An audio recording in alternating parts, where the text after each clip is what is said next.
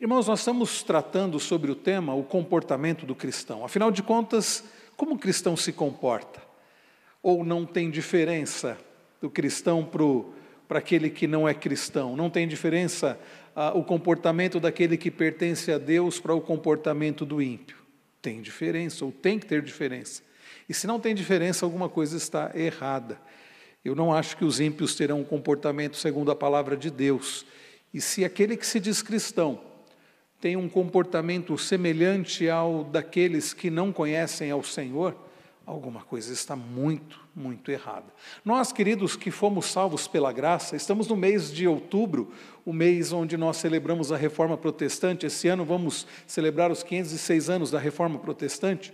E neste mês nós nos lembramos especialmente dos somentes da Reforma, somente a Escritura, somente Cristo, somente a graça, somente a fé, somente a glória a Deus. Nós precisamos lembrar que, ainda que tenhamos sido salvos pela graça do Senhor, mediante a fé, e Paulo diz que isso não é mérito nosso, é um presente de Deus, não de obras para que ninguém se glorie, nós fomos salvos para vivermos uma vida agradável ao Senhor.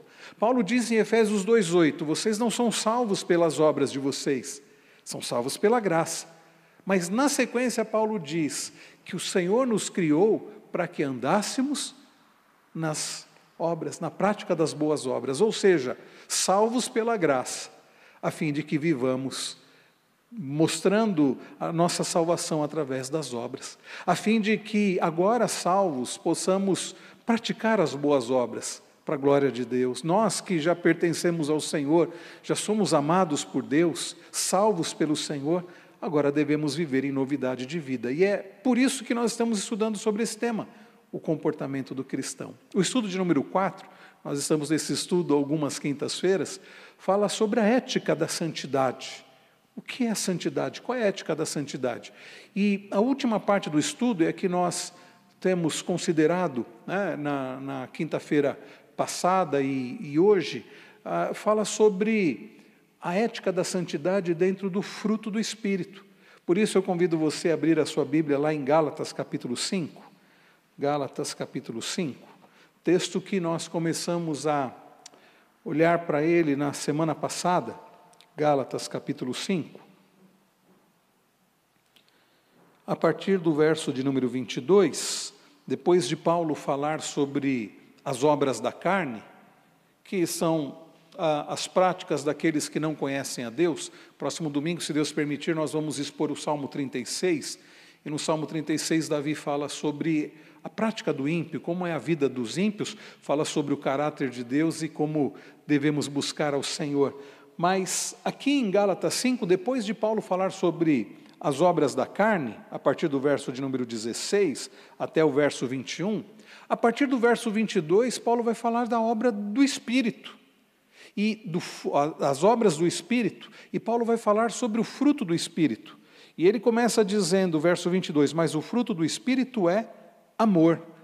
Na quinta-feira passada nós olhamos para essa primeira característica do fruto do Espírito. Nós vimos sobre a importância do amor, o amor que não é simplesmente um sentimento, mas um compromisso real, sólido, de agir sacrificialmente em favor do outro. E hoje nós vamos dar continuidade, e vejam que Paulo diz mais, alegria. Mas o fruto do Espírito é alegria, alegria.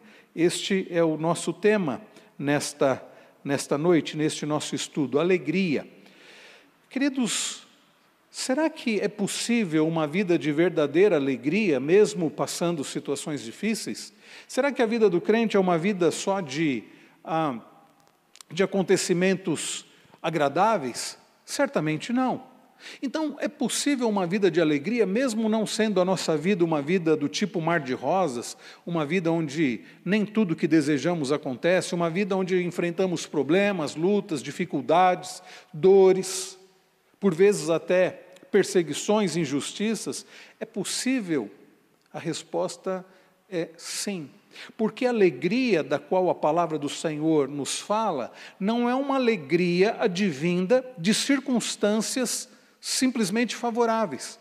Não é uma alegria advinda de uma vida onde não enfrentamos doenças, onde em casa todos estão bem de saúde, onde as crianças vão bem na escola, onde temos um bom emprego, um bom salário, onde ninguém nos perturba. Não, não. Não é uma alegria advinda de uma vida perfeita, de uma vida sem problemas, de uma vida sem sofrimento, de uma vida sem dores, não. É uma alegria que, conforme diz o apóstolo Paulo, é fruto do Espírito. É uma alegria, queridos, que não depende, então, das circunstâncias. É possível você ter verdadeira, plena alegria, mesmo passando circunstâncias difíceis. E esta plena, verdadeira alegria não nos isenta a passarmos situações difíceis, ou não nos isenta a dor, a tristeza. Não. É possível, sim, ainda que enfrentando dificuldades assim, mas uma alegria fundamentada em Cristo Jesus. É por isso que no versículo que vocês podem ver ali projetado, o apóstolo Paulo dá uma ordem em Filipenses 4. Em Filipenses 3:1 ele diz isso, e em Filipenses 4:4 a mesma coisa, ele diz: alegrai-vos sempre no Senhor. Outra vez digo, alegrai-vos. Ou na Nova Almeida atualizada, a versão que temos utilizado aqui, Paulo diz: alegrem-se no Senhor. Outra vez eu digo, alegrem-se. Queridos, alegria fruto do Espírito é uma alegria produzida pelo Espírito Santo e que está fundamentada na bendita pessoa e na obra de Jesus Cristo. Mais uma vez, não é uma alegria fruto de circunstâncias. Fulano, você está alegre? Hoje eu estou alegre. Por quê? Estou alegre porque eu consegui algo que eu queria tanto. Estou alegre porque recebi elogios. Estou alegre porque está tudo dando certo. Não, não é assim. É uma alegria ultra circunstancial, independente das circunstâncias, e uma alegria fundamentada, como diz Paulo aqui em Filipenses 4:4, no Senhor. Uma alegria fundamentada em Cristo, que é a nossa alegria. Que é a nossa alegria. Vamos então falar um pouco sobre este tema, esta alegria como fruto do Espírito. O apóstolo Paulo, que escreveu Gálatas 5:22, e que escreveu que o fruto do Espírito é amor e alegria, ao escrever a carta aos Romanos, lá no capítulo 14, versos 17 a 18, ele diz assim: porque o reino de Deus não é comida nem bebida, mas justiça e paz e alegria, percebam, no Espírito Santo. O reino de Deus não está baseado naquilo que as pessoas colocam o coração como motivo de alegria. Pessoas que dependem de comida para terem prazer nesta vida. Eu me lembro de alguém dizer assim: a única alegria que eu tenho na minha vida é a comida, é comer, poder comer. É a única alegria que eu tenho na minha vida. Que triste isso, né? Jesus, lá no Sermão do Monte, ao tratar sobre onde deve estar o nosso coração, no capítulo 6, depois dele dizer: não coloquem a vida de vocês, ou o coração de vocês em coisas, né? Parem de ajuntar tesouros na terra, ajuntem tesouros nos céus. Depois de Jesus dizer: onde está o teu tesouro, ali estará o teu coração. Depois de Jesus dizer: ninguém pode servir a dois senhores, Jesus diz assim: a vida é mais do que a comida, do que roupa. Jesus diz: não andem ansiosos pelo que vocês irão comer, ou beber, ou vestir.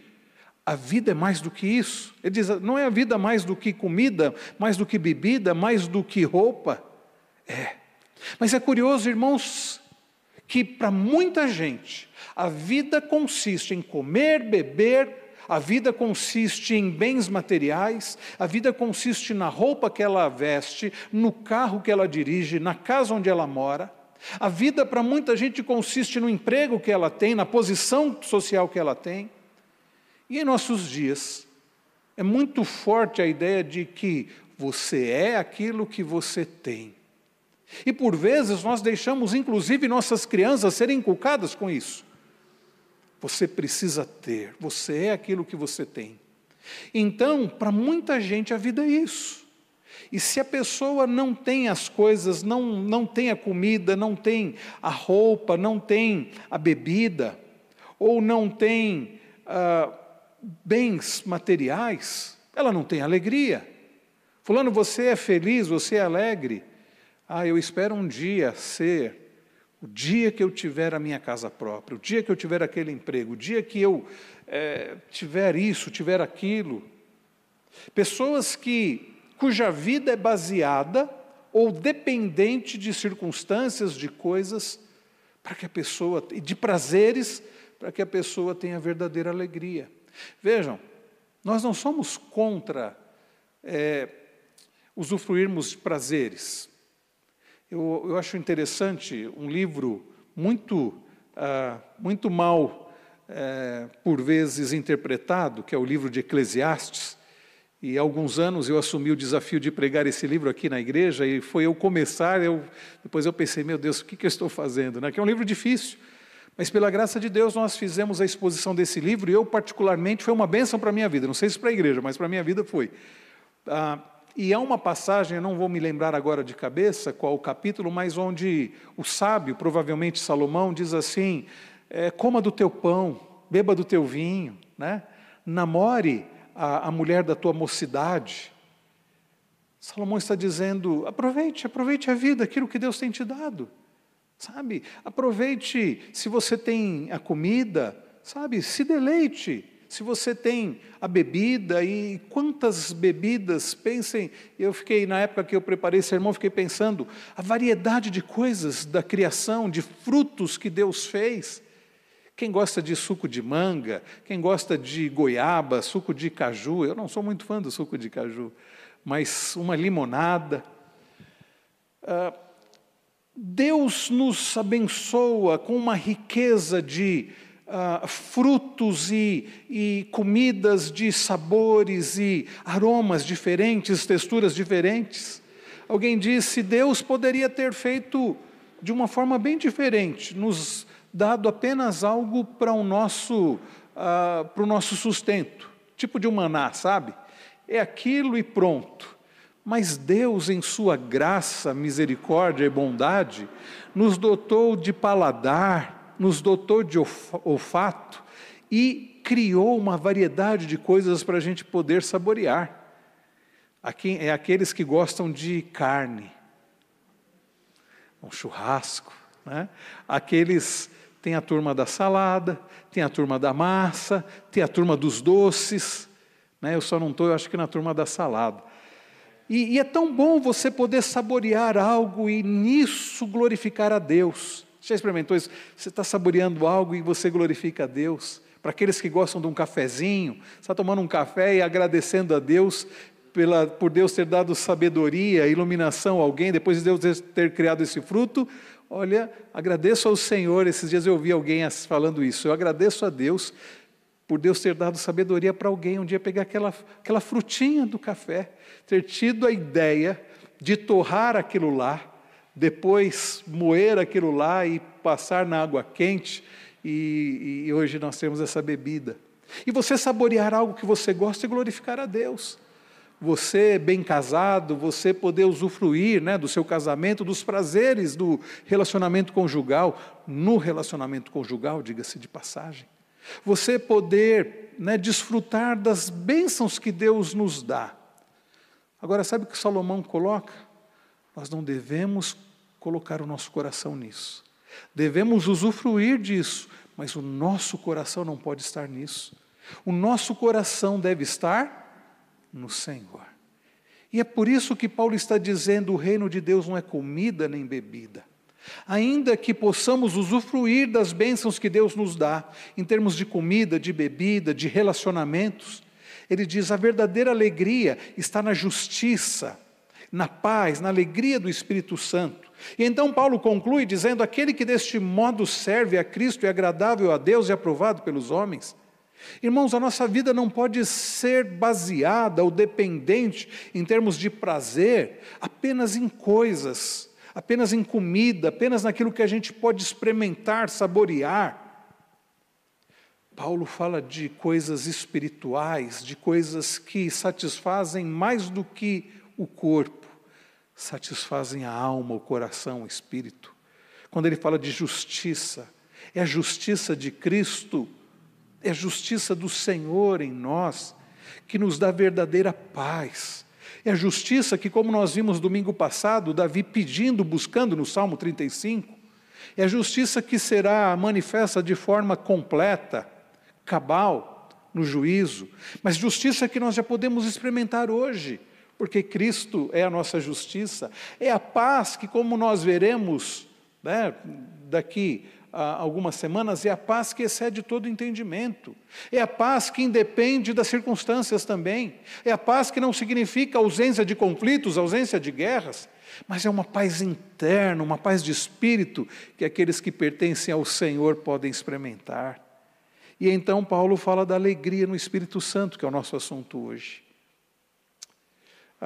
Esse estudo sobre o fruto do Espírito, nós demos alguns anos, não sei se há 2 ou 3 anos, baseado no livro do Jerry Bridges, como eu falei semana passada, Uma Vida Frutífera, livro precioso do Jerry Bridges.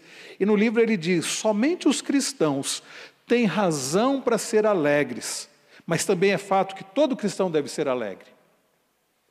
Bem, as pessoas, independente de serem cristãs ou não, elas podem experimentar prazeres. E experimentam. Tem gente experimentando prazer no relacionamento, né, com outras pessoas. Tem gente experimentando prazer na comida, na bebida e alguns até nas drogas. Porque dá prazer. Falar, eu não sei, irmãos. O pastor está falando que a droga dá prazer. Como é que ele sabe, né? Ouvir falar, e é claro que dá prazer, porque senão, por que as pessoas se drogariam? Mas fato é, meus irmãos, que tem muito prazer que vai ser acompanhado, como no caso das drogas, como no caso de relacionamentos fora do propósito do Senhor, acompanhados depois de muita dor, de consequências terríveis. Mas as pessoas desfrutam de prazeres. Agora, alegria verdadeira, alegria real, alegria ultra circunstancial, somente aqueles que pertencem a Cristo podem experimentar. E aí o Jerry Bridges, baseado no que Paulo escreve lá em Filipenses 4:4, o cristão deve ser alegre. Todo cristão deve ser alegre. Eu não sei se você percebeu, mas no texto de Filipenses 4:4, Paulo dá uma ordem, ali é um imperativo: alegrem-se no Senhor. Mais uma vez digo, alegrem-se. Paulo não está dando uma sugestão, Paulo não está trazendo uma possibilidade, Paulo está trazendo aqui uma ordem: alegrem-se. Então, todo cristão deve ser alegre. Não é que todo cristão deve viver o dia inteiro cantarolando, sorrindo, assoviando, não é isso. Mas nós devemos colocar o nosso coração no Senhor, ter o nosso prazer em Cristo. É nesse sentido, né, que todo cristão deve ser alegre. Agora, existem algumas coisas que servem ou têm servido como obstáculo para esta alegria. Quais são essas coisas? A primeira delas, o pecado. Devemos confessar o pecado e, enquanto não fizermos, continuaremos tristes. Se há uma coisa que na vida do cristão serve de impedimento para ele experimentar a verdadeira paz, o verdadeiro gozo, a verdadeira alegria, é o pecado. O pecado na vida do crente, o pecado não confessado, porque pecar todos nós pecamos. Lá em 1 João, ele diz: se dissermos que não temos pecado, estamos mentindo. Mas aqui nós estamos tratando daquele pecado não tratado, não confessado. E a pessoa, o cristão, é aquele que pertence a Deus, ele peca e ele teima em não confessar. Davi experimentou isso e Davi sofreu. Abra a sua Bíblia.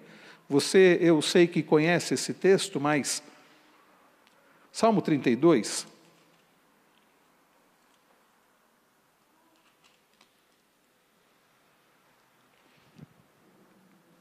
Salmo de número 32, de Davi, salmo didático.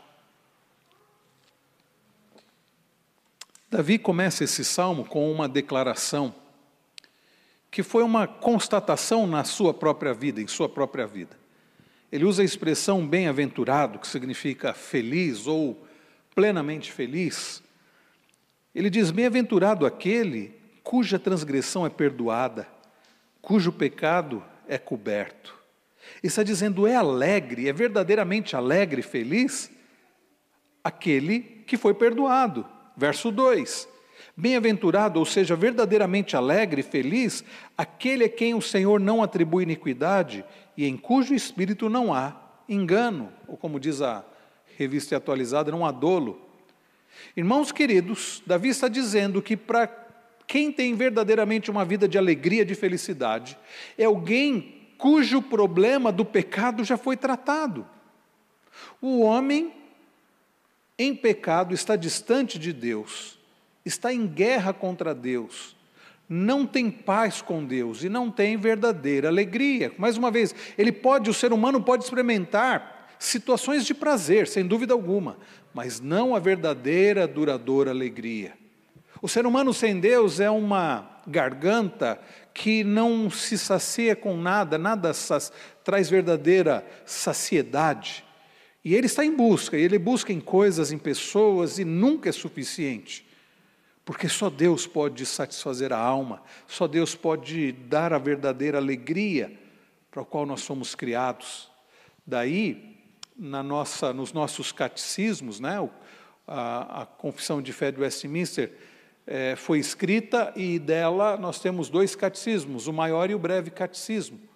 E tanto o catecismo maior quanto o breve catecismo, na pergunta número 1, que é qual o fim principal do homem, a resposta é: o fim principal do homem, o objetivo principal da nossa vida, é glorificar a Deus e ter prazer nele para sempre, e ter alegria em Deus, ter verdadeira satisfação em Deus.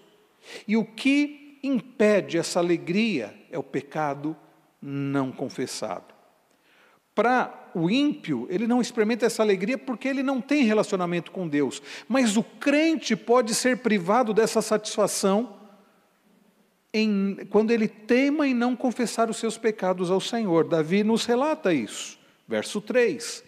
Enquanto calei os meus pecados, envelheceram os meus ossos pelos meus constantes gemidos todo dia. Já pararam para pensar nessa expressão, nessas expressões que Davi usa aqui no verso 3, ossos envelhecendo, gemidos constantes, enquanto ele deixou o pecado servir de obstáculo para a alegria na vida dele. Ele continua, e ele diz: porque a tua mão pesava dia e noite sobre mim, o meu vigor secou como no calor do verão. Irmãos queridos, nesse caso, a falta de alegria é algo que é importante para a vida do cristão quando em pecado, porque é justamente pela falta de alegria que nós percebemos que tem coisa errada. E que isso nos faz mal, e essa dor, essa angústia, essa falta de alegria que nos leva aos pés do Senhor a confessar os nossos pecados e buscar ao Senhor. Porque já imaginaram se o crente se distanciasse do Senhor, ficasse em pecado e ficasse tudo bem?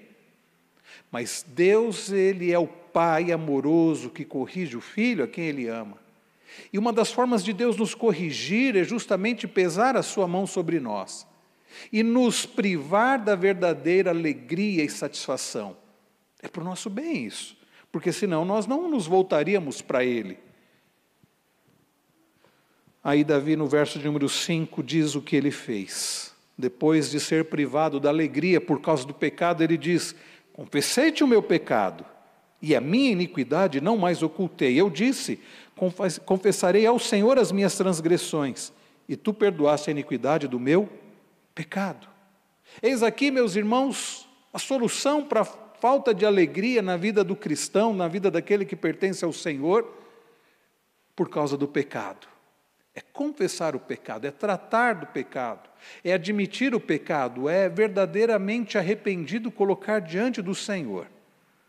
Foi o que Davi fez. No verso de número 10 ele diz: muitos são os sofrimentos do ímpio. Por quê? Porque o ímpio não tem a Deus, o ímpio não tem a alegria do Senhor. Mas o que confia no Senhor, a misericórdia o cercará. Olha que coisa maravilhosa. No Salmo 36, que se Deus permitir nós veremos no próximo domingo de manhã, no culto da manhã, Davi fala da misericórdia do Senhor. Depois de falar dos ímpios, Davi vai falar do recede, do amor pactual de Deus, da fidelidade do Senhor, das misericórdias do Senhor que nos cercam. E aí ele termina dizendo, olha a expressão que Davi usa no verso 11: alegrem-se no Senhor, regozijem-se, ó justos, exultem todos vocês que são retos de coração. Davi, meus irmãos, está trazendo o que Paulo, anos depois, foi escrever lá em Filipenses 4. Alegrem-se no Senhor. Aqueles que são pecadores, é verdade, mas que estão amparados em Cristo, aqueles cuja justiça de Cristo já foi colocada sobre eles, aqueles que tiveram seus pecados, a culpa dos pecados, levada e paga na cruz do Calvário, aqueles que pertencem a Cristo, podem e devem alegrar-se no Senhor, alegrarem-se no Senhor. É por isso que Davi diz: alegrem no Senhor, regozijem-se, ó vocês que foram justificados, vocês que pertencem ao Senhor. Irmãos queridos, não nos alegrarmos no Senhor, nós que pertencemos ao Senhor, é desperdiçarmos essa bênção. Eu já contei aqui essa história, eu vou repetir. Talvez você não estivesse no dia que eu contei. Certo pastor, ele estava pregando uma série de palestras numa conferência, numa região dos Estados Unidos, e então ele ia de cidade em cidade pregando nas igrejas nessa conferência, e ele estava hospedado na casa de irmãos, era uma época de inverno, e ele deveria pregar, dar palestras numa igreja numa outra cidade. Ele sabia que ia terminar tarde, então ele disse para os seus amigos que o estavam hospedando, ele disse: olha, o pessoal da igreja da cidade tal vai passar aqui para me buscar, mas a hora que terminar, sempre tem um cafezinho, aquelas conversas, eu vou chegar tarde, então eu preciso que vocês não me deixem para fora, né? Eu preciso que vocês abram a porta para mim. Eu sei que ele conversou, combinaram lá, porque ele estava preocupado que ele iria chegar muito tarde, né? Combinaram direitinho, e ele então chegou o pessoal lá de carro da igreja lá para buscá-lo, e foram, e de fato aconteceu aquilo que ele havia imaginado. Chegou bastante tarde. Aí ele olhou e viu que a luz da porta da casa estava acesa. Ele disse assim para o pessoal que trouxe, ele disse: olha, podem voltar, a viagem agora, a volta vai ser longa também para vocês, podem ficar tranquilos que eu já avisei que eu ia chegar tarde, a luz está acesa, provavelmente estão me esperando. Despediu, o pessoal foi embora. A hora que ele bateu na porta, ficou esperando, ninguém abriu. E ele bateu mais forte, nada. Ele disse: mas não é possível, eu disse que iria chegar tarde, eu disse que eu precisava que eles me esperassem. Ele deu a volta, foi até a porta dos fundos, bateu e nada, ninguém abriu. Ele disse: mas não é possível. E ele não tinha celular na época, eu acho que não tinha ainda celular. Ele disse: como é que eu vou fazer agora? E aquele frio já nevando, ele disse: eu preciso, quem sabe se eu encontrar um telefone público, eu consigo ligar para eles, porque estão dormindo.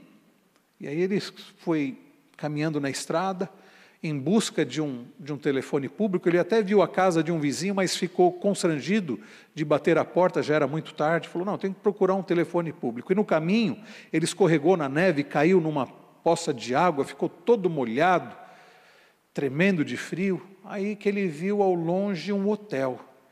Ele disse: eu vou até aquele hotel e vou pedir para me deixarem usar o telefone. E ele chegou naquele hotel e ele disse: vocês me permitem, olha, aconteceu isso, o pessoal que está me hospedando dormiu e eu preciso ligar para eles, vocês me permitem usar o telefone? Claro, pode. E ele ligou. E a pessoa da casa atendeu com aquela voz sonolenta, pois não, ele disse: sou eu, pastor. Escuta, o que aconteceu? Eu disse que eu ia chegar tarde, eu bati na porta, ninguém abriu. Aí o rapaz falou: pastor, o senhor esqueceu? Olha, no bolso do paletó do senhor está a chave de casa. Eu disse: olha, fica com a chave então. Aí ele pôs a mão no bolso do paletó. Eu vim até de paletó hoje, meus irmãos, para ensinar isso. Ele pôs a mão no bolso do paletó, estava lá a chave. E curioso e triste ao mesmo tempo, que aquele homem, o tempo todo, estava com a chave da porta no bolso do paletó. E passou tudo que ele passou. Passou frio, caiu na água, teve que andar bastante, e o tempo inteiro a chave da porta estava lá. Triste isso, né? Irmãos, é a mesma coisa na vida do cristão. Aquele que já pertence a Cristo, aquele que teve os seus pecados perdoados em Cristo, aquele que teve a justiça de Cristo colocada sobre ele, aquele que pertence ao Senhor, não se alegrar no Senhor. É a pessoa que tem a chave da porta, é só entrar, mas está passando frio, está sofrendo. Por quê? Porque não está fazendo uso dessa graça do Senhor. E a pergunta que fica é: você tem se alegrado no Senhor? Você que é crente em Cristo Jesus, que pertence ao Senhor, tem se alegrado no Senhor? E se não tem se alegrado, por que não tem se alegrado? Será que é pecado não confessado? E se for pecado não confessado, confesse o seu pecado. Davi diz: enquanto eu calei os meus pecados, eu sofri, eu não experimentei alegria, mas eu confessei ao Senhor o meu pecado. E ele termina o salmo dizendo: alegrem-se no Senhor, regozijem-se no Senhor, exultem, porque vocês já pertencem ao Senhor. João diz, 1 João 9, se confessarmos os nossos pecados, Ele, o Senhor, é fiel e justo, em Cristo, né, que pagou o preço, para nos perdoar os pecados e nos purificar de toda injustiça, para que possamos experimentar a verdadeira alegria. Quando não estamos alegres, devemos examinar nosso coração e a nossa vida. Estamos desagradando a Deus? É pecado não confessado? Talvez seja o caso. E se for, confesse ao Senhor, verdadeiramente arrependido, experimente a alegria do Senhor, através do perdão. Está com o microfone aí, André? Pode falar, meu irmão. Reverendo, essa questão do pecado, porque assim, com certeza a Bíblia fala para a gente confessar o Senhor, e claramente Deus perdoa, isso está claro na Bíblia, mas também existem pecados assim que, não sei se envolve pecado público, confissão pública, pecado privado, confissão privada, é isso? Como que funciona? Quando você peca, por exemplo, contra Deus e contra outra pessoa, você deve pedir perdão para a pessoa também. Não é só pedir perdão para Deus. Você ofendeu alguém, você pecou contra alguém, você pede perdão a Deus e vá lá pedir perdão para aquela pessoa também, né? Então, isso é a retratação, né? Então, é necessário isso. Ah, mas outra pessoa não quis me ouvir, não quis me receber, aí é diferente. Mas você teve a disposição de ir até lá e falar. E enquanto isso não acontece, a gente não experimenta essa alegria, porque falta isso, fica faltando isso. Então, às vezes você fala assim, mas eu já pedi perdão para Deus. E para a pessoa que você ofendeu, que você pecou contra ela, você já foi se retratar com ela? Não. Então vá. Então acontece isso. Então a confissão pública acontece quando você pecou contra uma pessoa, né, além de ter, todo pecado é contra Deus, mas tem pecados que também são contra pessoas, e você vai lá e publicamente, não significa que tem que ter outras pessoas, mas aquela pessoa, ou se foi para um grupo, pedir para um grupo, né?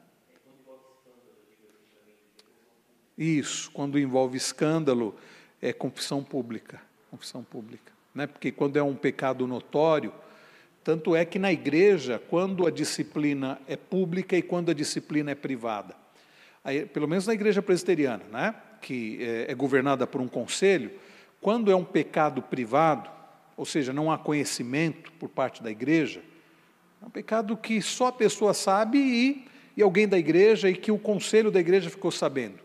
É tratado de maneira privada, ela é disciplinada, demonstra arrependimento e depois é restaurada. Agora, quando é um pecado público, quando é algo que se torna conhecido de toda a igreja, aí é uma disciplina pública, porque a igreja precisa ver que a situação está sendo tratada, né, até para não servir de escândalo, e a restauração também é pública. Ok? Tudo bem, meus irmãos, até aqui? Alguma pergunta? Mário? Você pode passar o microfone para ele?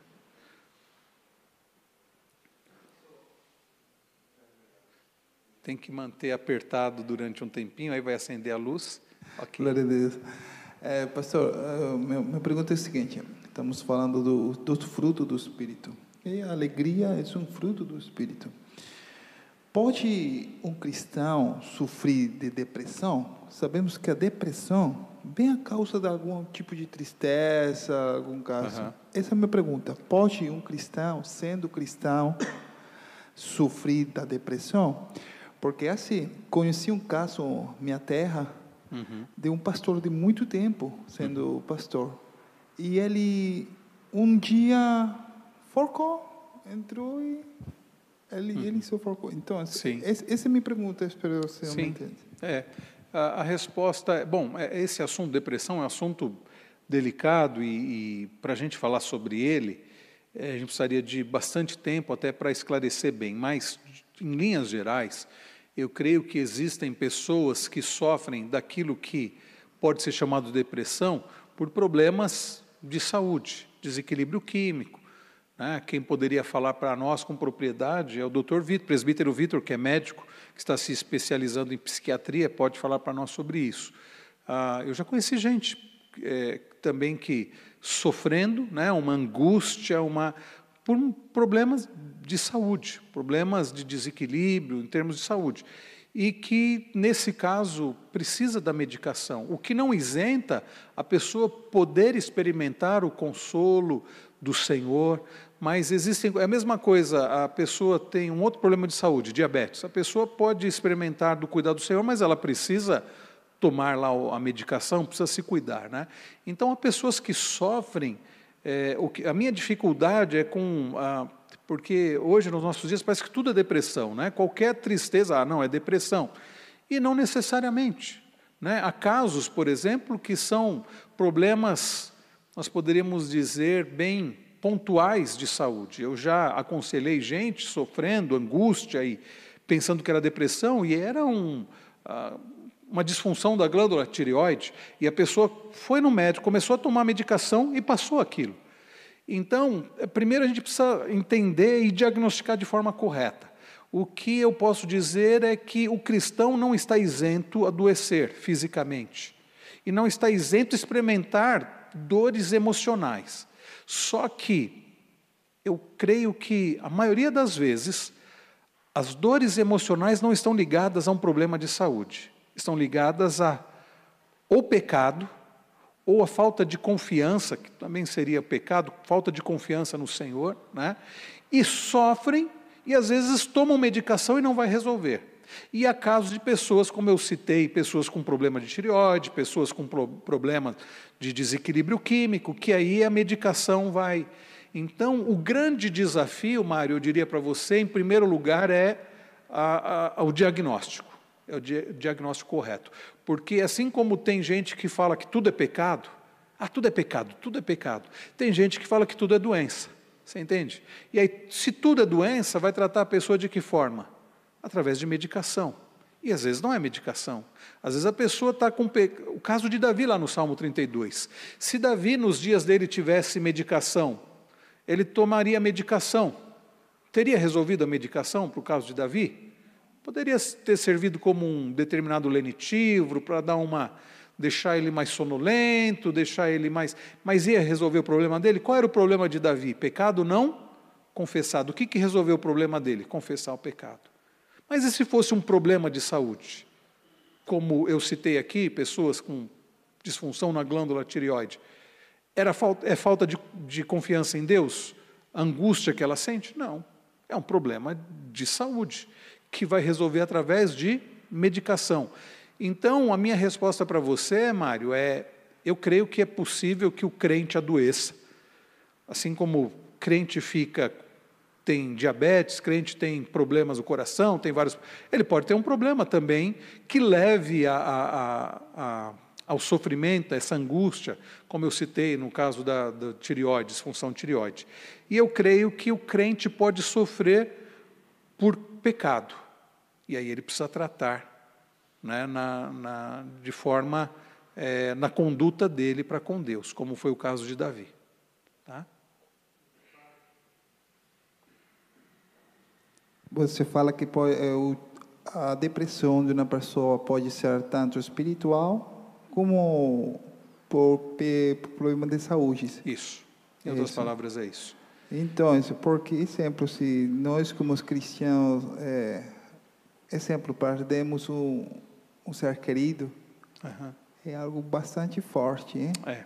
Então, esse pode ser espiritual, mas muitas vezes dá um remédio para aquela pessoa para acalmar, hein?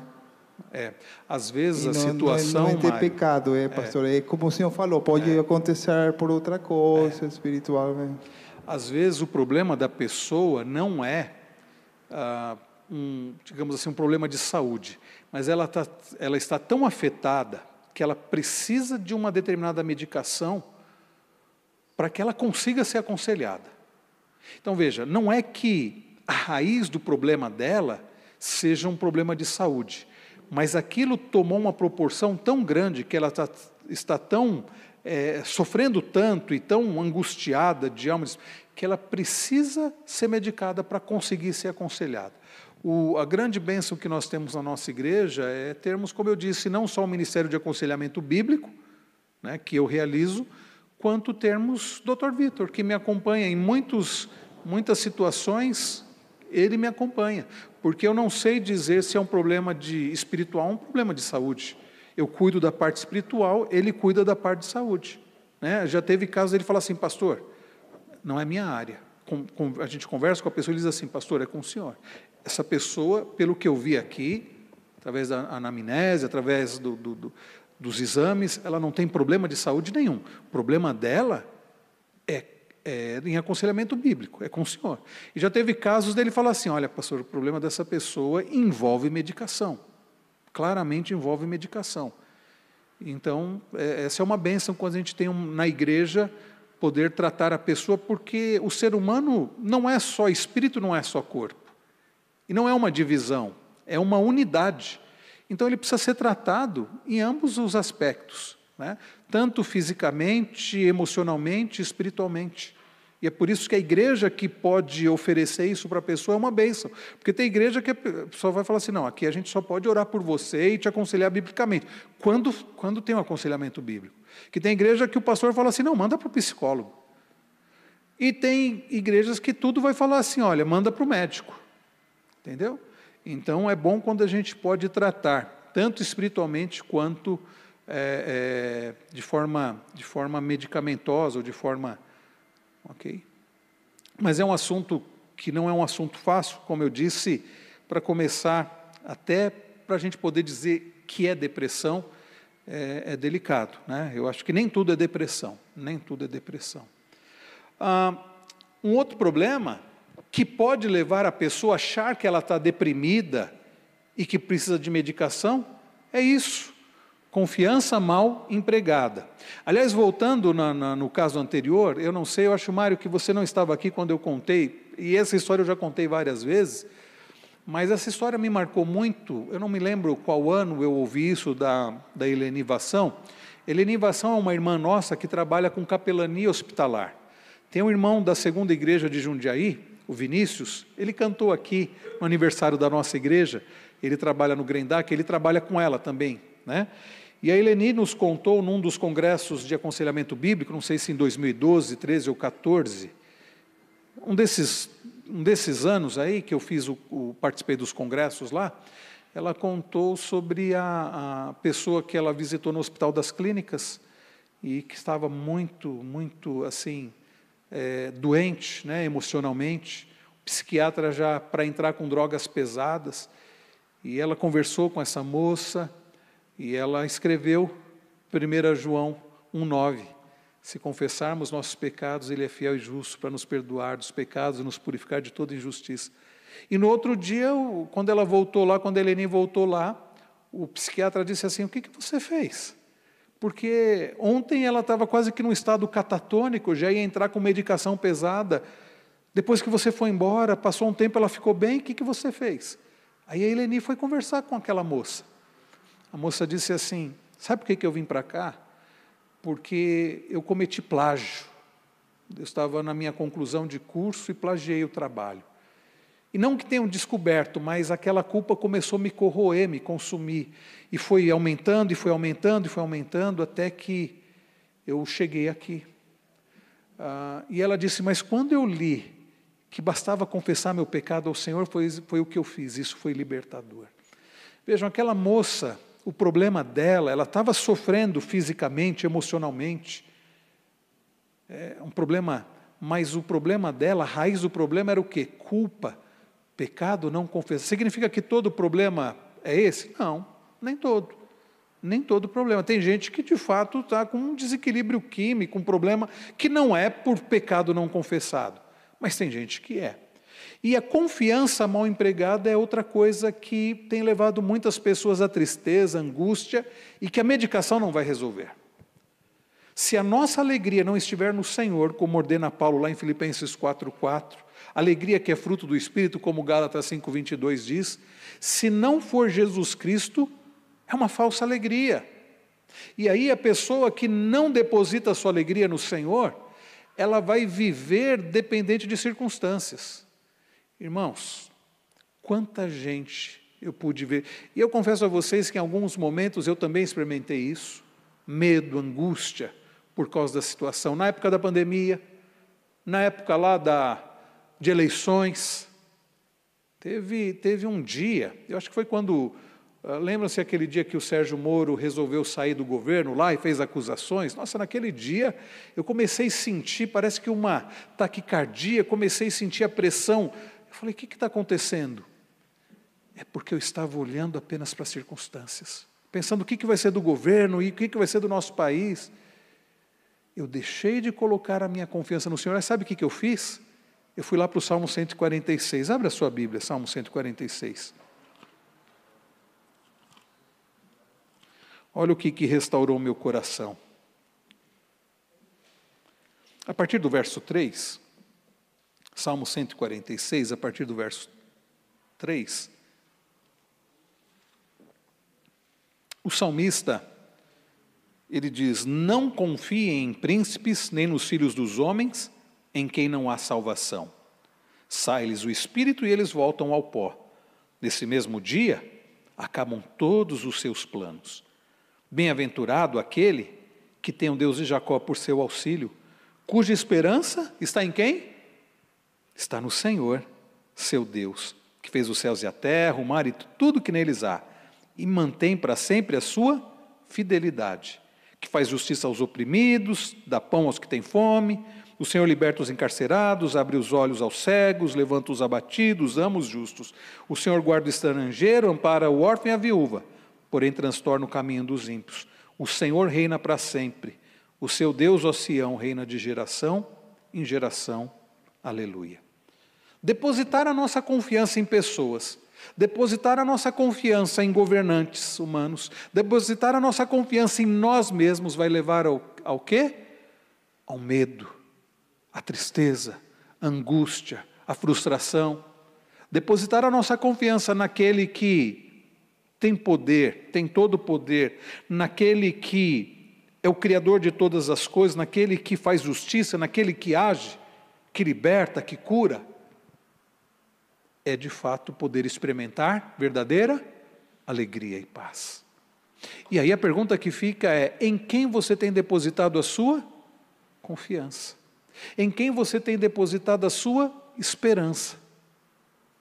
Talvez a sua falta de alegria, o seu medo, a sua ansiedade, a sua depressão, seja fruto de falta de confiança em Deus. Um ídolo, que é um falso Deus, não satisfaz. Eu tenho insistido nessa questão de idolatria do coração, porque é um problema muito sério, mais do que a gente imagina. Sempre que nós depositamos a nossa confiança, a nossa alegria, a nossa esperança, satisfação em outro que não seja Deus, em você mesmo, qualquer pessoa, num objeto, numa posição, você vai experimentar medo, você vai experimentar frustração, você vai experimentar ansiedade, por um motivo muito simples, tristeza, por um motivo muito simples. Um ídolo não satisfaz, porque ele não é Deus. E é o que Davi está dizendo, o salmista, não sabemos quem escreveu esse salmo, é o que o salmista está dizendo no Salmo 146. Não é bem-aventurado quem confia em príncipes, quem confia em pessoas, quem confia em si mesmo. É bem-aventurado aquele que tem o Deus de Jacó por seu auxílio, cuja esperança está no Senhor, seu Deus. E ele vai dizer quem é Deus, o que Deus fez. Volte aí alguns salmos. Veja, por exemplo, o que diz o salmista, agora Davi, no Salmo de número 16. Percebam a diferença, irmãos. É um hino de Davi, ele diz assim, Guarda-me, ó Deus, porque em ti me refugio. Digo ao Senhor, tu és o meu Senhor. Outro bem não possuo, senão a ti somente. O que Davi está dizendo é, eu só deposito minha confiança e alegria no Senhor. Ele continua e diz, quanto aos santos que há na terra, eles são os notáveis nos quais tenho todo o meu prazer. Muitas serão as dores dos que trocam o Senhor por outros deuses. Olha o que Davi está nos ensinando. Colocar a nossa confiança, alegria, satisfação em outro que não seja o Senhor, é experimentar dores. Nós vamos experimentar inevitavelmente dores, frustração, medo, ansiedade, tristeza. E aí Davi diz, eu não vou fazer isso, não oferecerei as suas libações de sangue, os meus lábios não pronunciarão nomes deles. Davi está dizendo, eu não. Por quê? Verso 5, o Senhor é a porção da minha herança, o meu cálice, tu sustentas a minha sorte. Ele diz no verso 9, por isso o meu coração se alegra e o meu espírito exulta, até o meu corpo repousará seguro. Percebem a diferença? O mesmo Davi que no Salmo 32 disse que experimentou os ossos secarem, que gemia dia e noite continuamente, ao depositar a sua confiança, alegria no Senhor, ele experimentou o quê? Experimentou o seu corpo, o seu coração alegre, o seu espírito exultando, ele experimentou o seu corpo conseguindo repousar seguro, deitar e dormir tranquilo. Por quê? Porque depositou a sua alegria e confiança no Senhor. No Senhor. Ele termina o Salmo no verso 11 dizendo, tu me farás ver os caminhos da vida, na tua presença, ao quê?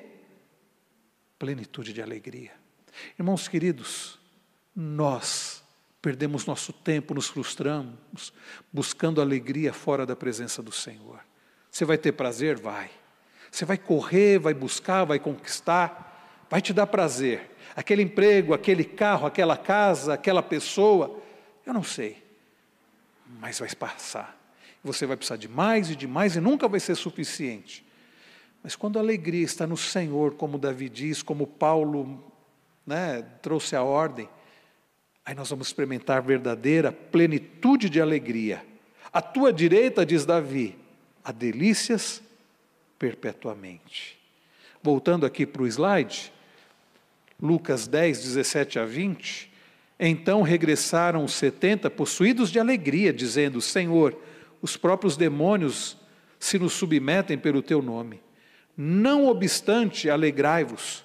Jesus diz para eles, não porque os espíritos se vos submetem, sim, porque o vosso nome está rolado nos céus. Jesus está dizendo, parem de colocar a alegria de vocês em circunstâncias. Tenham a alegria de vocês no fato que vocês pertencem ao Senhor. Um outro obstáculo, encerrando aqui, meus irmãos, estamos caminhando aqui para o final, é o castigo ou disciplina de Deus. Se perdermos de vista os resultados da disciplina ou acharmos que não merecemos isso, a disciplina pode conduzir à pena de si mesmo. Lá em Hebreus 12, 11, o autor aos Hebreus diz, toda disciplina com efeito, no momento não parece ser motivo de alegria, mas de tristeza. Ao depois, entretanto, produz fruto pacífico aos que têm sido por ela exercitados, frutos de justiça. Então, quando pecamos e Deus nos disciplina, eu já havia dito isso citando o Salmo 32, é para o nosso bem, é para a nossa restauração. Ou experimentamos provações de fé. Provações são diferentes de disciplina. Tiago diz que Deus, ele nos disciplina e Ele nos prova. Ele não nos tenta. Mas há uma diferença entre disciplina e prova. Às vezes você está sofrendo, será que é porque eu não confessei um pecado? Às vezes você vai avaliar e diz, não é que eu sou perfeito, mas eu já confessei o meu pecado. Não há nenhum pecado na minha vida que eu não tenha colocado diante de Deus, não tenha tratado. Então por que eu estou passando por isso? Às vezes é provação, Então há uma diferença. Doenças, problemas financeiros, crítica, rejeição, perseguição. Aliás, Jesus não passou por situações que não era problema de pecado. O livro de Jó começa Deus dizendo assim, para Satanás, você observou meu servo Jó, o homem íntegro, reto, temente a Deus, que se desvia do mal. E Jó passou por muitas coisas que os amigos disseram, é pecado. E não era pecado, era provação. Lá em Lamentações 3:32 diz, ainda que entristeça alguém, usará de compaixão segundo a grandeza das suas misericórdias. Aliás, Lamentações 3 é muito interessante, porque em determinado momento, lá no verso 21, Jeremias diz assim: eu quero trazer à memória o que me pode dar esperança. Você pode traduzir assim: o que me pode dar alegria. E o que ele traz à memória? As misericórdias do Senhor. Ele diz: as misericórdias do Senhor são a causa de não sermos consumidos. Renovam-se a cada manhã. Grande é a sua fidelidade. Então é isso, irmãos. Então o que devemos fazer? Confessar e abandonar o pecado. Foi o que Davi fez lá no Salmo 32. Ele diz: enquanto calei os meus pecados, envelheceram os meus ossos, porque a tua mão pesava dia e noite sobre mim. Mas aí ele confessou o pecado. Segundo lugar, o que fazer? Se é falta de confiança em Deus, o que devemos fazer? Confiar em Deus. Deus faz o trabalho dele. O conforto e a alegria dependem do quanto cremos nesta verdade. Vocês lembram daquele cântico? Diz assim: é meu, somente meu, todo o trabalho. O teu trabalho é confiar em mim, é descansar em mim.